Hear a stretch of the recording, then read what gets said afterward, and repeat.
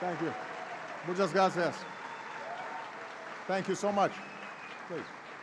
Thank you very much. To President Castro, the people of Cuba, thank you so much for the warm welcome that I have received, that my family have received, and that our delegation has received. It is an extraordinary honor to be here today. Before I begin, please indulge me. I want to comment on the terrorist attacks that have taken place in Brussels. The thoughts and the prayers of the American people are with the people of Belgium, and we stand in solidarity with them in condemning these outrageous attacks against innocent people. We will do whatever is necessary to support our friend and ally Belgium in bringing to justice those who are responsible. And this is yet another reminder that the world must unite. We must be together, regardless of nationality or race or faith, in fighting against the scourge of terrorism. We can and we will defeat those who threaten the safety and security of people all around the world. To the government and the people of Cuba, I want to thank you for the kindness that you've shown to me and Michelle, Malia, Sasha, my mother-in-law, Marion. Cultivo una rosa blanca. In his famous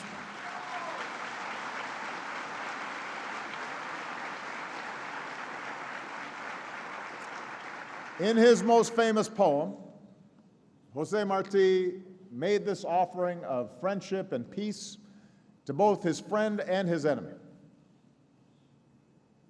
Today, as the President of the United States of America, I offer the Cuban people el saludo de paz.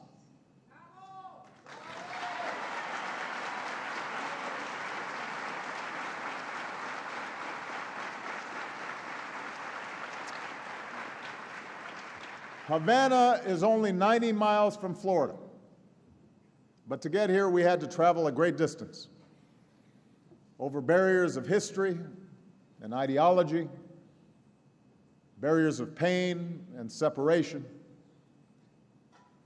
The blue waters beneath Air Force One once carried American battleships to this island to liberate, but also to exert control over Cuba. Those waters also carried generations of Cuban revolutionaries to the United States, where they built support for their cause. And that short distance has been crossed by hundreds of thousands of Cuban exiles on planes and makeshift rafts, who came to America in pursuit of freedom and opportunity, sometimes leaving behind everything they owned and every person that they loved.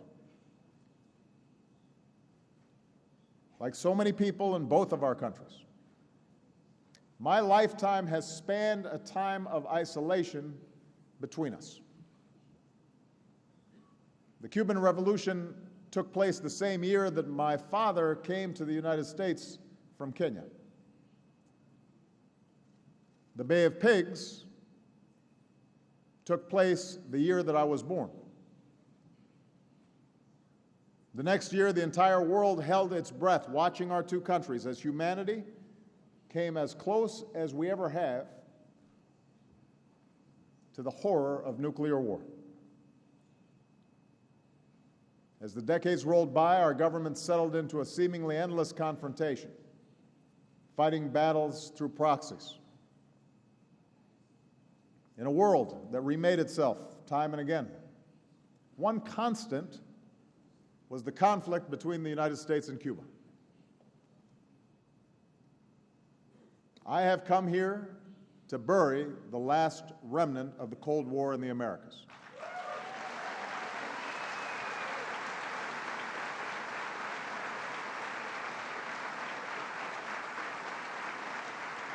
I have come here to extend the hand of friendship to the Cuban people.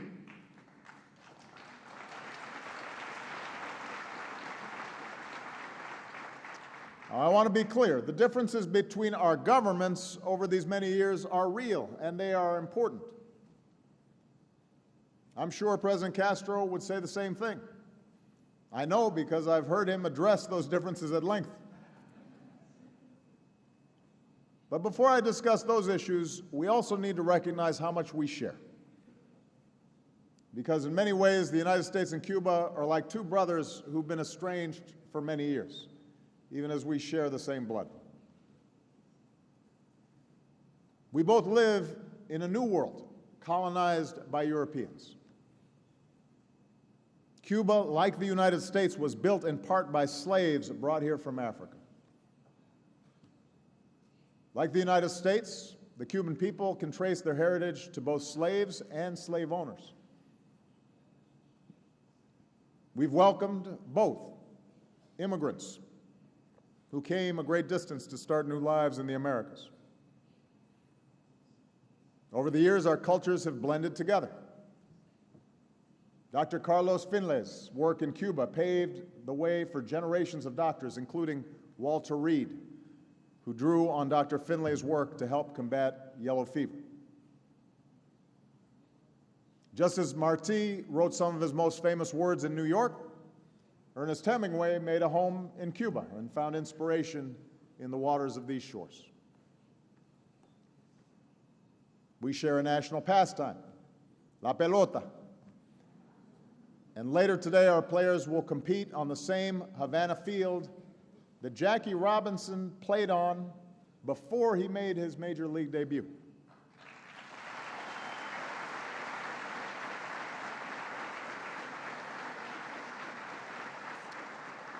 And it's said that our greatest boxer, Muhammad Ali, once paid tribute to a Cuban that he could never fight, saying that he would only be able to reach a draw with the great Cuban, Teófilo Stevenson.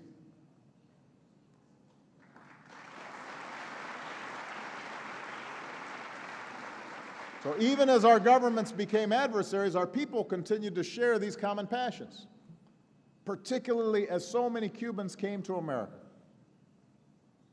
In Miami or Havana, you can find places to dance the cha-cha-cha or the salsa and eat ropa vieja. People in both of our countries have sung along with Celia Cruz or Gloria Estefan and now listen to reggaeton or Pitbull. Millions of our people share a common religion, a faith that I paid tribute to at the shrine of Our Lady of Charity in Miami, a peace that Cubans find in La Cachita. For all of our differences, the Cuban and American people share common values in their own lives, a sense of patriotism and a sense of pride, a lot of pride, a profound love of family, a passion for our children, a commitment to their education.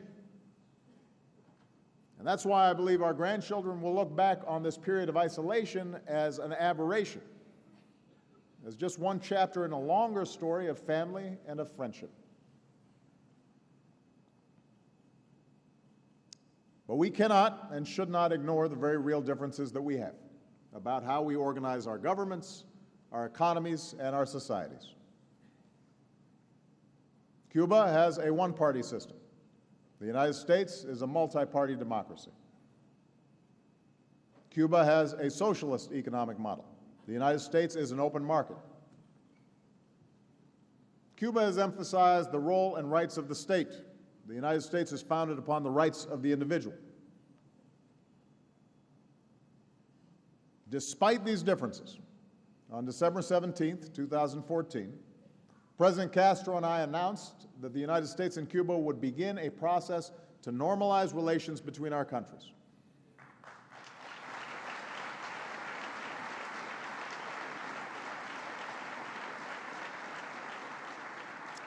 Since then, we've established diplomatic relations and opened embassies. We've begun initiatives to cooperate on health and agriculture, education, and law enforcement. We've reached agreements to restore direct flights and mail service. We've expanded commercial ties and increased the capacity of Americans to travel and do business in Cuba. And these changes have been welcomed, even though there are still opponents to these policies. Still, Many people on both sides of this debate have asked, why now? Why now? There is one simple answer. What the United States was doing was not working. We have to have the courage to acknowledge that truth. A policy of isolation designed for the Cold War made little sense in the 21st century. The embargo was only hurting the Cuban people instead of helping them. And I've always believed in what Martin Luther King Jr. called the fierce urgency of now. We should not fear change. We should embrace it.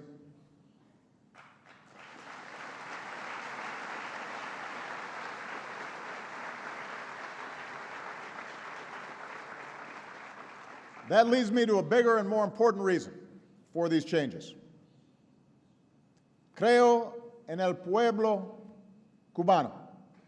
I believe in the Cuban people.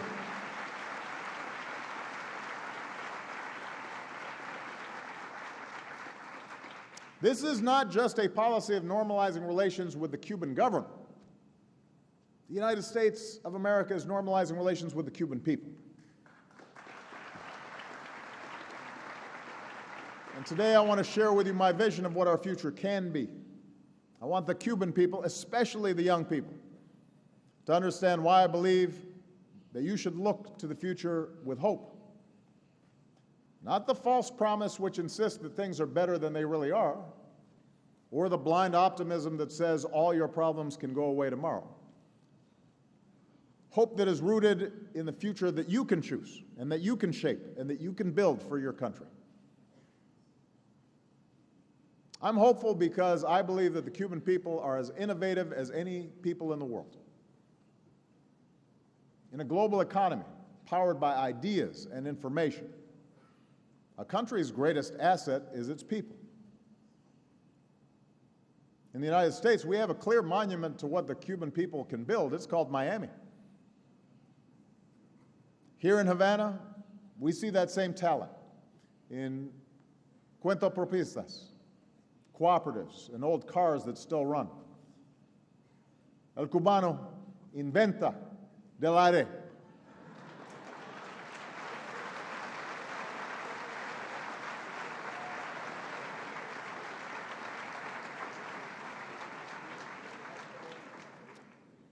Cuba has an extraordinary resource, a system of education which values every boy and every girl.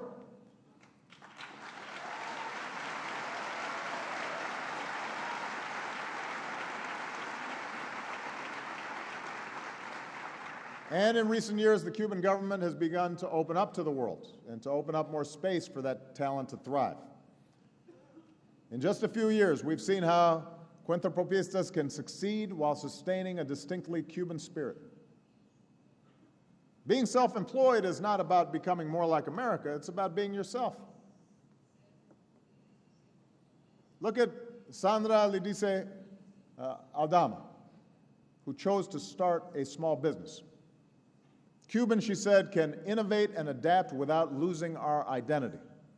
Our secret is not in copying or imitating, but simply being ourselves. Look at Papito Valladares, a barber whose success allowed him to improve conditions in his neighborhood. I realize I'm not going to solve all the world's problems, he said, but if I can solve problems in the little piece of the world where I live, it can ripple across Havana. That's where hope begins, with the ability to earn your own living and to build something you can be proud of. That's why our policies focus on supporting Cubans instead of hurting them. That's why we got rid of limits on remittances, so ordinary Cubans have more resources.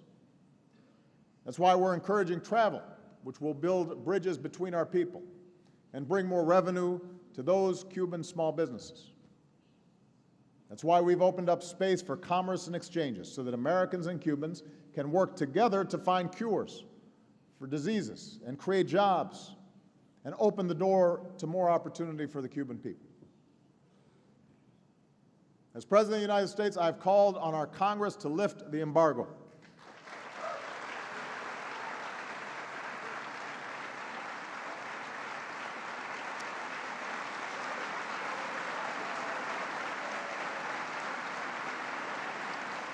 It is an outdated burden on the Cuban people. It's a burden on the Americans who want to work and do business or invest here in Cuba. It's time to lift the embargo. But even if we lifted the embargo tomorrow, Cubans would not realize their potential without continued change here in Cuba.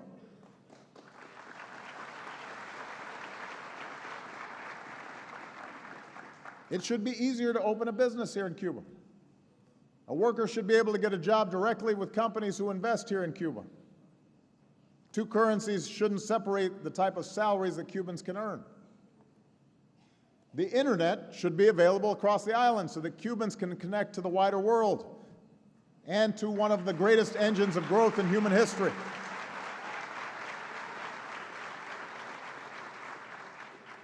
There's no limitation from the United States on the ability of Cuba to take these steps. It's up to you. And I can tell you as a friend that sustainable prosperity in the 21st century depends on education, healthcare, and environmental protection, but it also depends on the free and open exchange of ideas. If you can't access information online, if you cannot be exposed to different points of view, you will not reach your full potential. And over time, the youth will lose hope. I know these issues are sensitive, especially coming from an American president. Before 1959, some Americans saw Cuba as something to exploit, ignored poverty, enabled corruption. And since 1959, we've been shadow boxers in this battle of geopolitics and personalities. I know the history, but I refuse to be trapped by it.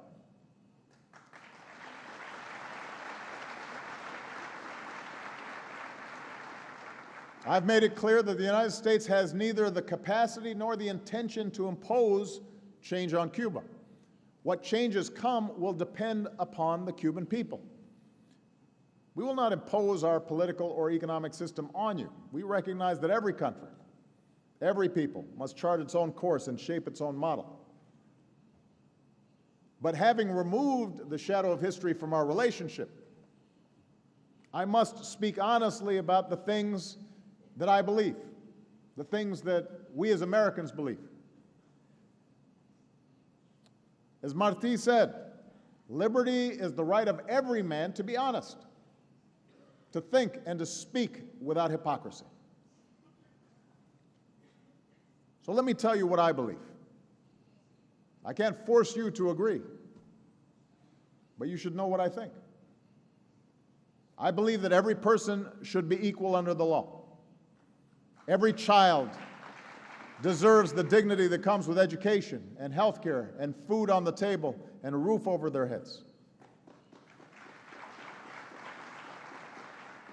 I believe citizens should be free to speak their mind without fear,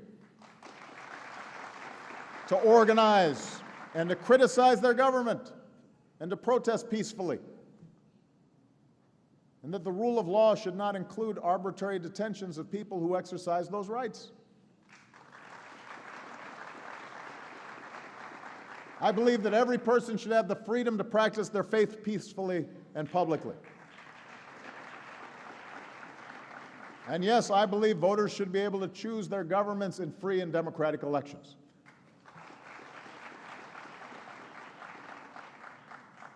Not everybody agrees with me on this. Not everybody agrees with the American people on this, but I believe those human rights are universal. I believe they are the rights of the American people, the Cuban people, and people around the world. Now, there's no secret that our governments disagree on many of these issues. I've had frank conversations with President Castro. For many years, he has pointed out the flaws in the American system: economic inequality, the death penalty, racial discrimination, wars abroad. That's just a sample. He has a much longer list. But here's what the Cuban people need to understand. I welcome this open debate and dialogue. It's good. It's healthy. I'm not afraid of it. We do have too much money in American politics. But in America, it's still possible for somebody like me, a child who was raised by a single mom, a child of mixed race who did not have a lot of money, to pursue and achieve the highest office in the land. That's what's possible in America.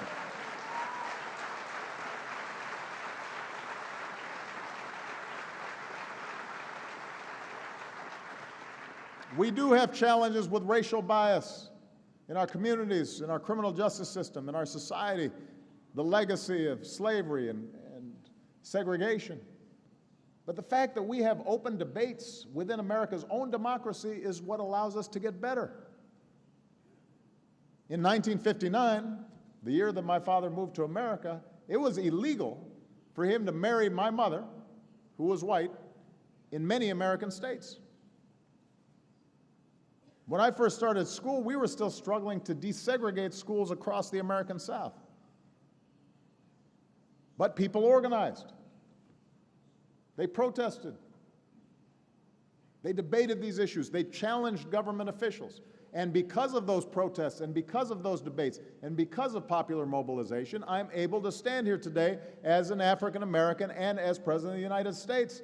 That was because of the freedoms that were afforded in the United States, that we were able to bring about change. I'm not saying this is easy. There's still enormous problems in our society. But democracy is the way that we solve them. That's how we got health care for more of our people. That's how we made enormous gains in women's rights and gay rights. It's how we address the inequality that concentrates so much wealth at the top of our society.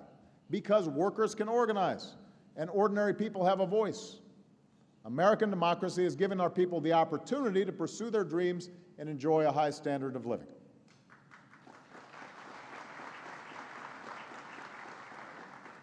Now, there are still some tough fights. It isn't always pretty, the process of democracy. It's often frustrating. You can see that in the election going on back home. But just stop and consider this fact about the American campaign that's taking place right now. You had two Cuban Americans in the Republican Party running against the legacy of a black man who was president, while arguing that they're the best person to beat the Democratic nominee, who will either be a woman or a Democratic socialist. Who would have believed that back in 1959? That's a measure of our progress as a democracy.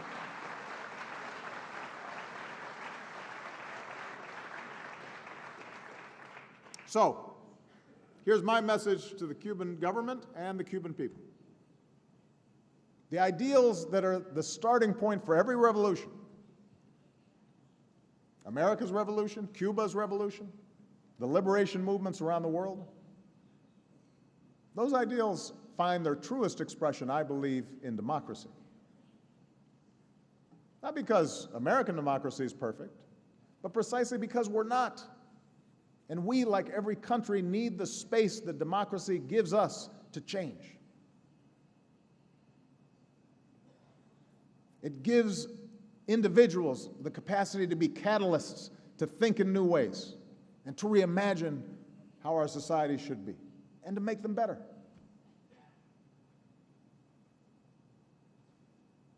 And there's already an evolution taking place inside of Cuba, a generational change. Many suggested that I come here and ask the people of Cuba to tear something down. But I'm appealing to the young people of Cuba who will lift something up, build something new. El futuro de Cuba tiene que estar en las manos del pueblo cubano.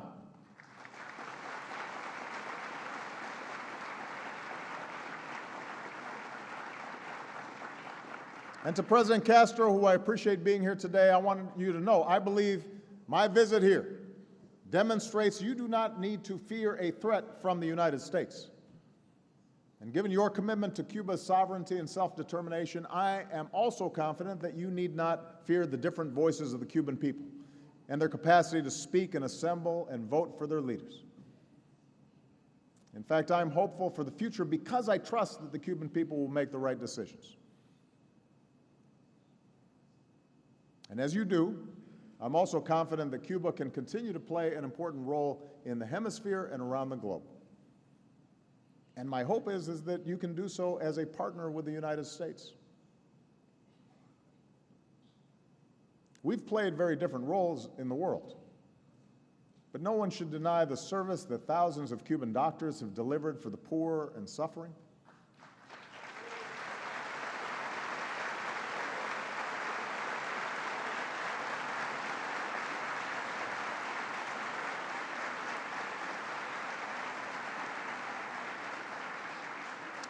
Last year, American healthcare workers and the U.S. military worked side by side with Cubans to save lives and stamp out Ebola in West Africa. I believe that we should continue that kind of cooperation in other countries. We've been on the different side of so many conflicts in the Americas, but today, Americans and Cubans are sitting together at the negotiating table, and we are helping the Colombian people resolve a civil war that's dragged on for decades. That kind of cooperation is good for everybody. It gives everyone in this hemisphere hope. We took different journeys to our support for the people of South Africa in ending apartheid. But President Castro and I could both be there in Johannesburg to pay tribute to the legacy of the great Nelson Mandela.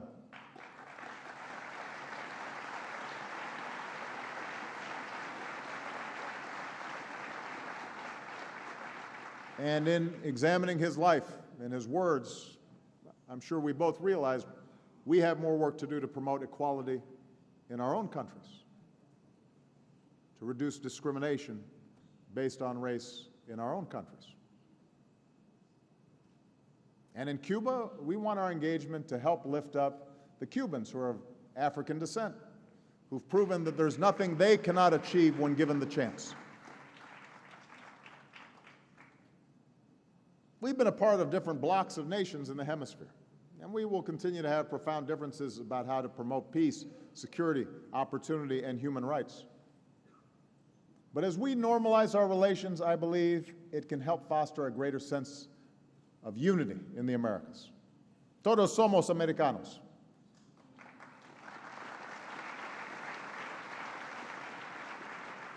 From the beginning of my time in office, I have urged the people of the Americas to leave behind the ideological battles of the past. We are in a new era. I know that many of the issues that I've talked about lack the drama of the past, and I know that part of Cuba's identity is its pride in being a small island nation that could stand up for its rights and shake the world. But I also know that Cuba will always stand out because of the talent, hard work, and pride of the Cuban people. That's your strength.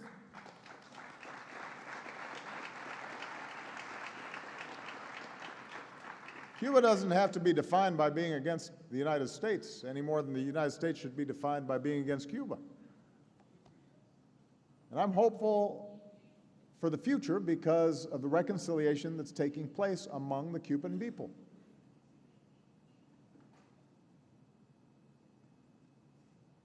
You know, I know that for some Cubans on the island, there may be a sense that those who left somehow supported the old order in Cuba.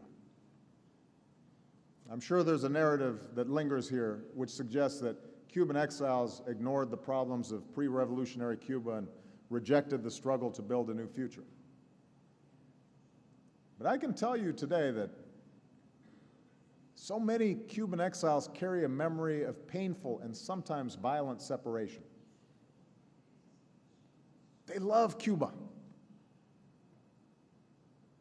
A part of them still considers this their true home. That's why their passion is so strong. That's why their heartache is so great. And for the Cuban American community that I've come to know and respect, this is not just about politics. This is about family, the memory of a home that was lost, the desire to rebuild a broken bond, the hope for a better future, the hope for return and reconciliation.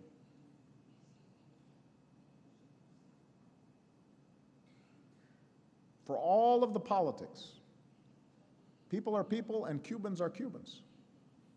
And I've come here, I've traveled this distance on a bridge that was built by Cubans on both sides of the Florida Straits. I first got to know the talent and passion of the Cuban people in America. And I know how they have suffered more than the pain of exile. They also know what it's like to be an outsider and to struggle and to work harder to make sure their children can reach higher in America. So the reconciliation of the Cuban people, the children and grandchildren of revolution, and the children and grandchildren of exile, that is fundamental to Cuba's future.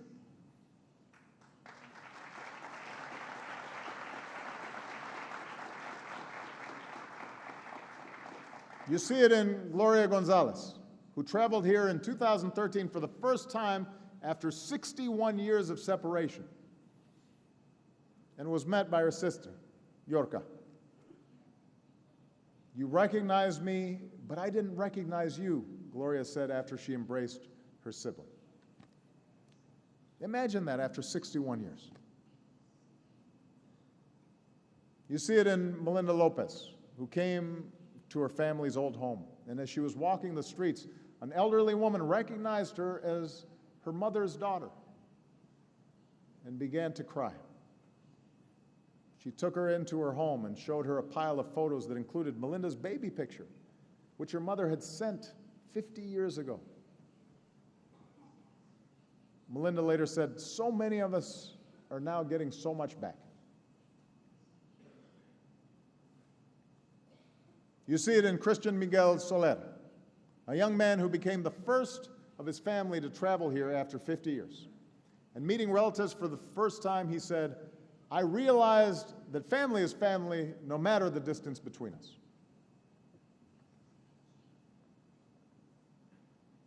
Sometimes the most important changes start in small places. The tides of history can leave people in conflict and exile and poverty. It takes time for those circumstances to change, but the recognition of a common humanity, the reconciliation of people bound by blood and a belief in one another, that's where progress begins. Understanding and listening and forgiveness. And if the Cuban people face the future together, it will be more likely that the young people of today will be able to live with dignity and achieve their dreams right here in Cuba. The history of the United States and Cuba encompass revolution and conflict, struggle and sacrifice, retribution, and now reconciliation. It is time now for us to leave the past behind. It is time for us to look forward to the future together. Un futuro de esperanza. And it won't be easy, and there will be setbacks. It will take time. But my time here in Cuba renews my hope and my confidence in what the Cuban people will do. We can make this journey as friends and as neighbors and as family, together. Sí se puede. Muchas gracias.